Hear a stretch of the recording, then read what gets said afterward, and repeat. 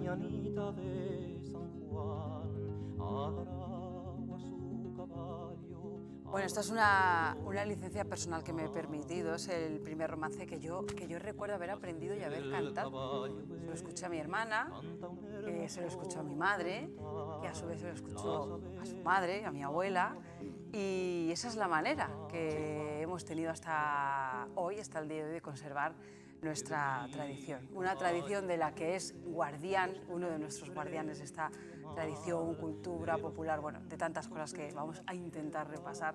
Joaquín Díaz, muy buenas noches, bienvenido a este Café Pendiente, Joaquín. Muy buenas noches, muchas gracias. Bueno, esto es un poco nuestro Leonardo da Vinci de la tradición y de la cultura, salvando las distancias. Sí, pero muchas. es que, claro, si lo pensamos bien, al final ha tocado muchísimos palos relativos con el mismo fin, pues cuidar y conservar nuestra tradición. Pero todo empezó con la música, Joaquín. Sí. Con ese gusto por la música y por cantar. A usted le gustaba, lo que le gustaba era cantar, en un principio. En un principio, sí. Yo más que preservar, lo que he intentado ha sido convencer a la gente de que abandonar determinadas costumbres, determinados hábitos, cosas que constituyen, digamos, nuestro pasado, no era positivo. Y esa ha sido mi función principal. O sea, que hay muchas veces que la gente... Claro, si no hubiera sido por ti, pues sí, pero es por eso, porque yo intento convencer a la gente de que no lo deje. Usted lo que quiere es que se siga tocando la zanfoña, que se sigan cantando los romances. Si gusta, sí. Si gusta. Sí. Bueno, y si no gusta hay que cuidarlo un poquito también, por lo menos. Bueno, pero yo siempre he reconocido que de una generación a otra casi siempre hay el mismo número de personas que se interesa por lo popular y que esas son las personas a las que hay que cuidar. No digo que no haya que cuidar a las otras, pero es que las otras, cada una tiene su afán y quiere pues, dedicarse a lo que le interesa, ¿no? Fíjese que cuando hablamos de los últimos años, hablamos de Joaquín Díaz, ¿no? Pues es un poco, sí, hombre, es este señor que cuida muy bien del pasado y que lo tradicional. Y sin embargo, si miramos su trayectoria, nadie como usted fue tan vanguardista, ni tan avanzado a su tiempo, ni miró tanto con tanta preocupación al futuro y con tanto interés como usted, porque precisamente su preocupación era que en un futuro pudiéramos seguir teniendo todo lo que tenemos. En el año 1964 usted hizo su primera grabación. Bueno, ¿a qué joven vallisoletano se le ocurre hacer una grabación? Creo que es una paradoja en su vida. ¿Y cómo fue esa primera incursión no solo en la música, en meterse en ese mundo de grabaciones, claro, de conciertos? Claro, pues yo tenía, digamos, cierta intuición de que había que conservar cosas. Trataba de explicarlo a mis compañeros de colegio, luego a mis compañeros de universidad. Esto tiene un valor, tiene una... Y precisamente ese era el motivo por el cual me subía al escenario y cantaba y explicaba y transmitía las cosas, claro. Y entonces, en aquellos años, ¿qué valor se le daba a todo ello? Escaso, escaso. Yo recuerdo que tenía que explicar todo, tenía que decir... El pasado no es un pozo sin fondo que ha desaparecido. No, no, el pasado está muy cerca de vosotros, vuestros padres, vuestros abuelos os han transmitido cosas y precisamente esas cosas son patrimonio y es lo que hay que tratar de conservar, ¿no? Pero no por salvar las cosas, sino porque pertenece a tu propio pasado y a tu patrimonio. Y empieza, por ejemplo, a ponerle música a esos romances, sí, y a cantar, porque ¿usted era compositor de música propia o empezó bueno, más por el interés de reproducir esta música tradicional? Pues la época en la que empecé era una época un poco complicada, difícil, un poco convulsa y yo lo que no quería tampoco era meter demasiada complicación añadida y entonces lo que hice fue cantar todo, incluso lo mío, lo personal, lo que había compuesto, como si fuera tradicional. Al cabo de un tiempo pues pude confesar que no era tradicional, que era mío, pero ya parece que molestaba menos. Pero en la época en la que empecé pues había que decir lo tradicional es esto y esto es lo que hay que salvar o que conservar. Y le ponía, por ejemplo, música a los romances, Sí. a los romances del romancero, Sí. al anónimo y bueno, también algunos que ya tenían esa firma, y lo empezó a llevar por los escenarios de toda España. También fuera de España, porque es que en los años 60, Sí. usted, cuando aquí mucha gente estaba solamente viajando y emigrando del campo a la ciudad, usted coge y se va a Estados Unidos. Sí. ¿Cómo fue? Por ejemplo. ¿Qué motivó ese viaje?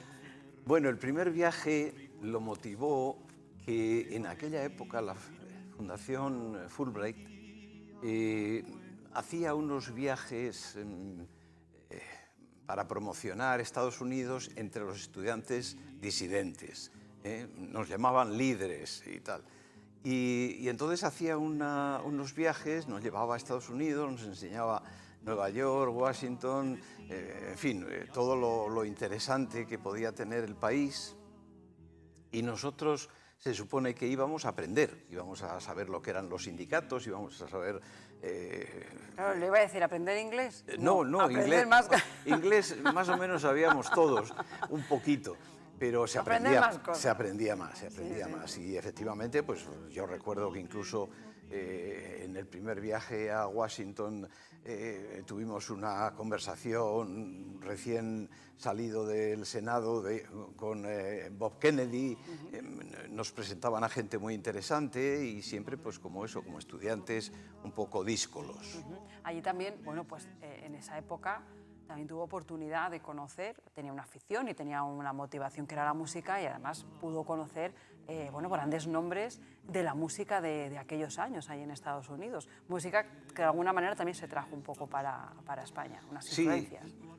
Yo siempre tuve una inclinación en aquellos años por la música americana. Me gustaba la música country, me gustaba el folk, que llamaban y tal. Entonces todos los grandes nombres pues me atraían mucho y yo veía en ellos pues determinadas cosas que me gustaba trasladar a los escenarios en España.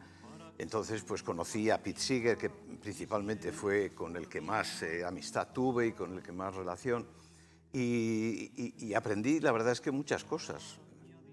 Estoy muy satisfecho de aquellos años. Se trajo hasta instrumentos.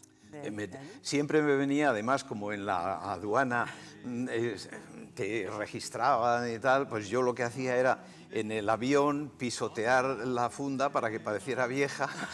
Me pasaba 6 horas pisando la funda y cuando llegaba parecía ¿En serio? parecía que lo había llevado allá y otras veces lo que hacía era llevar 2 guitarras, una de ellas era la mía y otra vendía en Estados Unidos, porque muchas veces no era fácil conseguir conciertos allí y bueno, yo no tenía manager, no tenía nadie que me ayudara, entonces tenía que ir a la aventura. Bueno, para no tener, no dejó de cantar Desde luego. ni de realizar tantos conciertos, como digo, aquí en España. Una etapa que no duró mucho, y eso que era prolífica, bueno, tenía su espacio, tenía su público, pero se cansó. ¿Qué pasó? Sí, pues que yo realmente disfrutaba, digamos, pensando en lo que podía transmitir.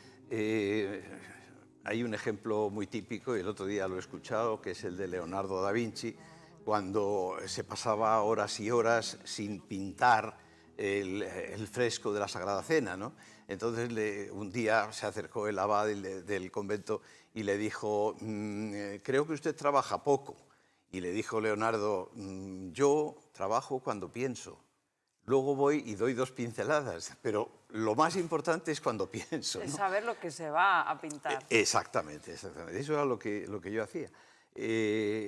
Efectivamente, dejé de cantar el año 74 por un agotamiento, por cansancio, porque no me gustaba estar todas las noches pendiente de que a las 8 tenía que transmitir a la gente esas cosas que había además que transmitirlas con una emoción y no todos los días estás igual. Entonces, Bueno, yo creo que ahí quizás su espíritu le vino un poco a decir, a ver, tú tienes una motivación, pero no estás yendo por donde queremos que vayas. queremos que vayas por otro lado, porque fue por donde realmente luego Sí. optó, y además ahí se ha quedado, en esa autovía, Sí. todavía sin salida, porque sigue en ella, que no sabemos dónde va a llegar.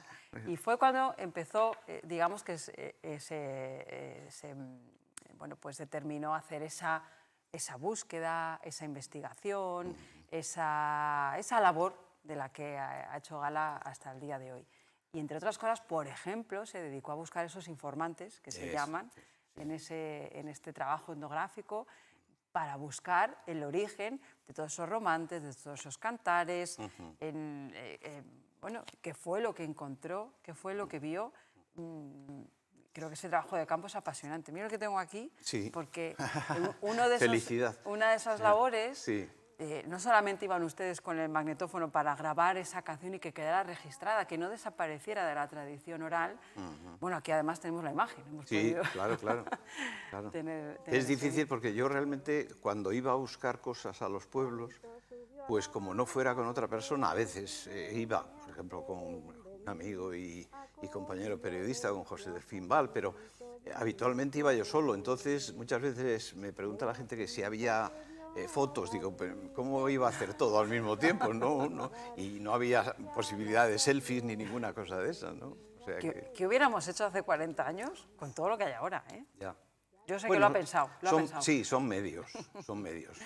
A mí me entusiasma que siempre haya medios nuevos, posibilidades nuevas y demás.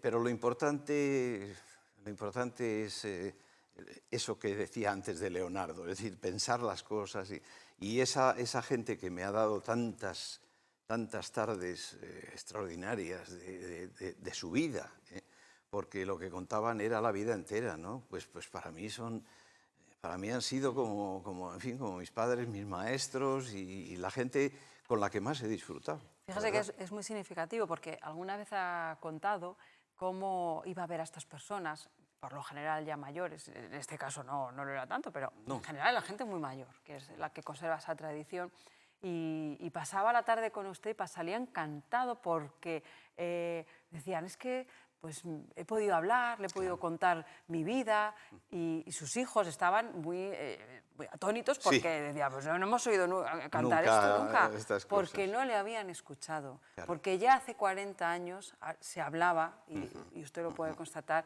de esa soledad de la persona mayor que no era escuchada, ya no lo era hace 40 años y tenemos que recuperar eso. Sí, porque toda la memoria de las personas que tienen más de 70 años está ahí, está esperando que alguien vaya a recogerlo, que alguien por lo menos escuche a esas... Que tome el relevo, que tome el relevo también. Claro, porque parte de esa memoria quedará dentro de la memoria del siguiente que vaya. Posiblemente se pierdan algunas cosas, pero por lo menos que haya esa línea que, aunque sea un poco discontinua, porque esa época justamente es cuando se produce la ruptura generacional, ¿no? Pero por lo menos que haya una línea que nos lleve del pasado al futuro. Hablaba de esa ruptura. Bueno, es que fueron tiempos muy convulsos. Estamos hablando de finales de los 70. Huelga recordar todo lo que estaba ocurriendo en este país. Y precisamente en esos años también surgió una nueva ola de trova y de folclore. Pues, recuerdo a Candeal, que estuvo aquí también, Toño, con nosotros, y él le mencionó como su fuente, como su padre. Todos mirábamos a Joaquín. ¿Usted se siente un poco padre de toda esa ola? No, padre no. Padre musical. Sí. Yo, por suerte o por desgracia, he empezado antes, pero también reconozco la gente que sin duda ha hecho cosas antes que yo empezara, y a todos hay que reconocer como gente que ha trabajado y que ha ilusionado a otros con el folclore. Pero ahora mismo estoy en relación con toda esa gente de esa generación, y podría decir pues Paco Ibáñez, podría decir Eliseo Parra, podría decir tantísimas personas de aquí, de Castilla y León y de fuera. Es decir, que me llevo muy bien con todos, siempre lo digo, porque afortunadamente, como no canto, no me consideran un enemigo, ¿no? Bueno, sigue cantando, que yo lo Bueno, sé. cantar, sí, pero muy poquito y en determinadas ocasiones. Y entonces me llevo muy bien con todos y muchas veces nos reunimos a recordar, porque recordar siempre es bueno y es revivir un poco, ¿no? Y yo creo que la gente joven ahora mismo está en un momento espléndido, están recuperando el uso de instrumentos que cuando yo empecé estaban prácticamente fuera de uso y entonces yo estoy mucho más ilusionado que cuando empecé. Cuando empecé he comentado que tenía que explicar todo, tenía que decir todo, tenía que decir lo que era un romance, y ahora no, ahora por lo menos hay un interés, ¿no? Hay una formación, ¿no? Una formación. Quienes ya se interesan por esa música o, bueno, pues por esa parte, ya tienen una formación académica, ya esto también se lleva... Y no solo académica, es que tienen una formación, tienen una intuición musical que a lo mejor a nosotros nos faltaba. Tienen una capacidad extraordinaria para superarse en el virtuosismo, tienen posibilidades musicales que nosotros no teníamos a través de medios como Internet. Nosotros para buscar una canción o un grupo teníamos que recurrir a...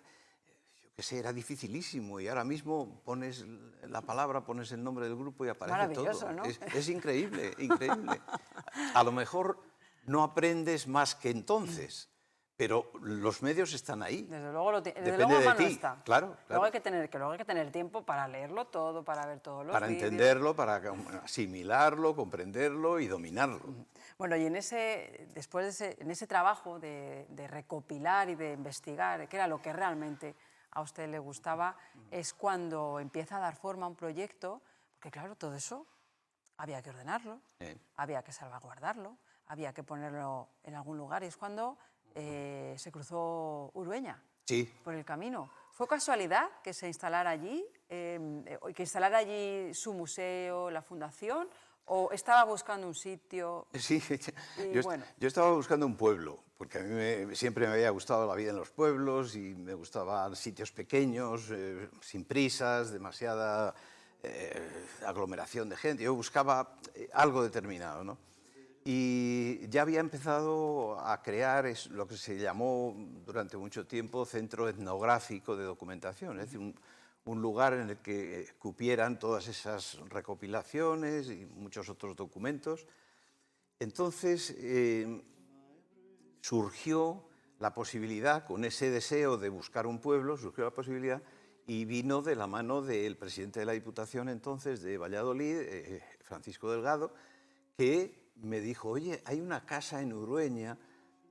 Yo a Urueña había ido el año 71 a hacer un programa de villancicos. Me habían montado en un carro cantando un villancico y por la calle Real había ido. Había pasado el tiempo. Sí, sí, sí. Y entonces me fui una tarde con él y me dijo, ¿qué te parece esto? La casa la había comprado José Luis Mosquera, que fue un gran presidente de la Diputación. Y la idea primera era haber hecho un parador. Entonces, lo del parador no había salido y el presidente de la Diputación me dijo, ¿qué se puede hacer? Y inmediatamente yo le dije, al día siguiente, vamos, le presenté un proyecto y le dije, pues se puede hacer un proyecto de un centro de documentación que al mismo tiempo tenga colecciones y que se puedan ver esas colecciones, que pueda atraer turismo, que también en ese momento todavía no había empezado el boom de Urueña como lugar turístico. Ni del turismo rural siquiera. No, nada, no había, porque yo en aquel momento pues hice incluso unas habitaciones por si iba alguien que se pudieran quedar, ¿no? A dormir por lo menos. Y no había restaurantes, no había... Bueno, el único restaurante que había se puso al mismo tiempo que fui yo, hace 36 años yo creo. Sí, sí. Y entonces así empezó todo.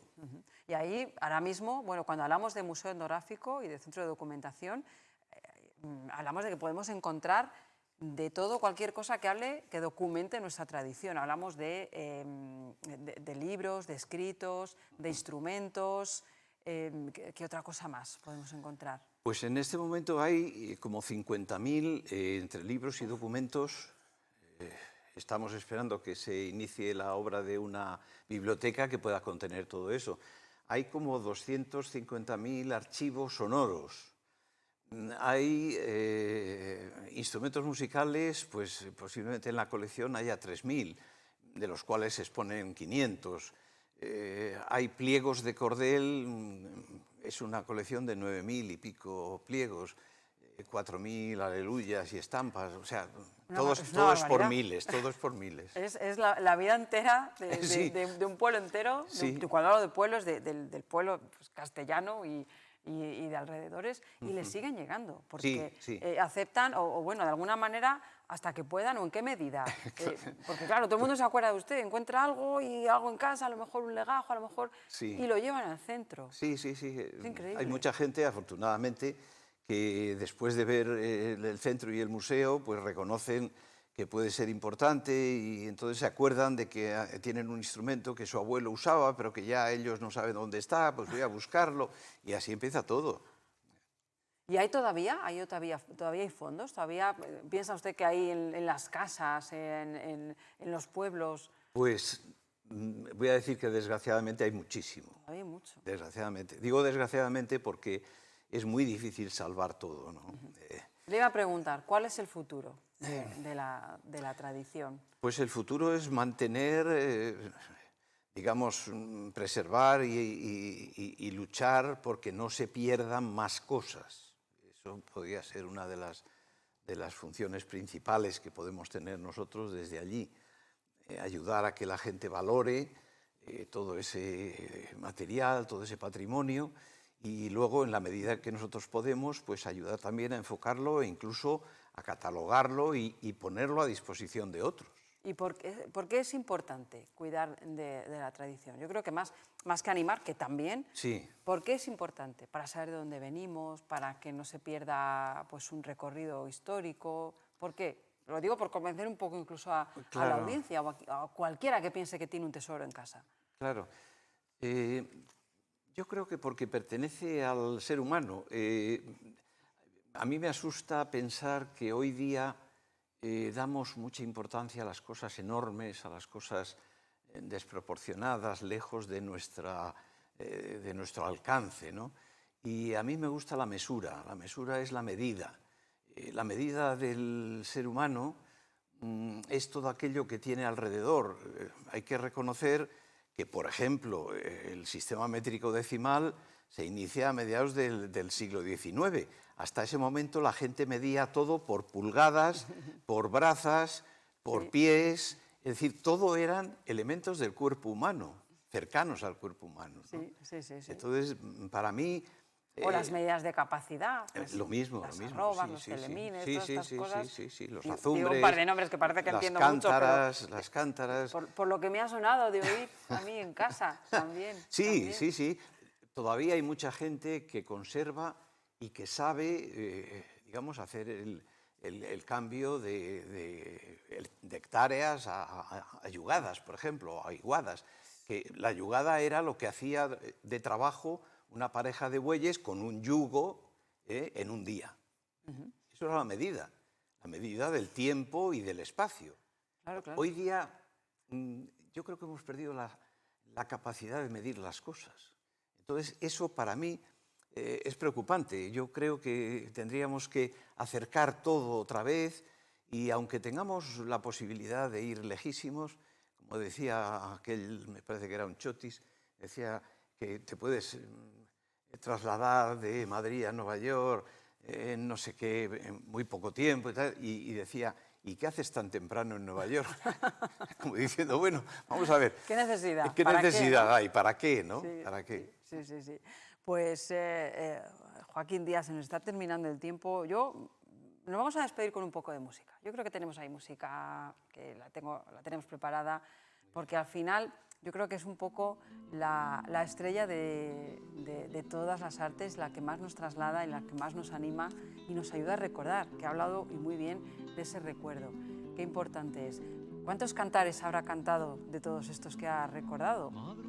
Pues romances y he romances. recogido muchos, pero ahora mismo tengo en la página web de la Fundación, tengo creo que 1.200 canciones de las que he grabado en mi ¿Grabadas? vida. 1200, sí. Grabadas por usted. Sí, sí, sí. Solamente las grabadas, más que todas las que pueda haber y que... Bueno, ya las que he cantado, eso no las llevo por cuenta, ¿eh? Pero sí, sí.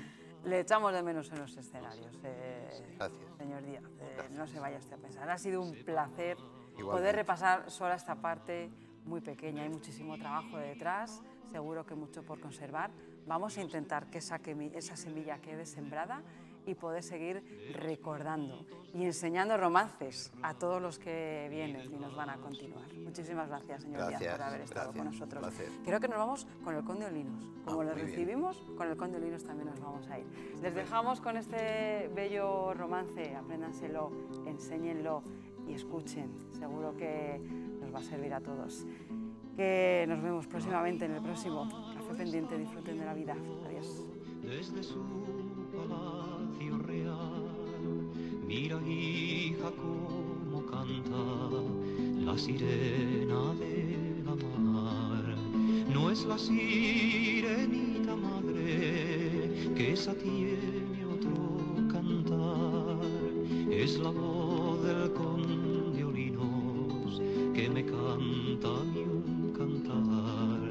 Si es la voz del conde Olinos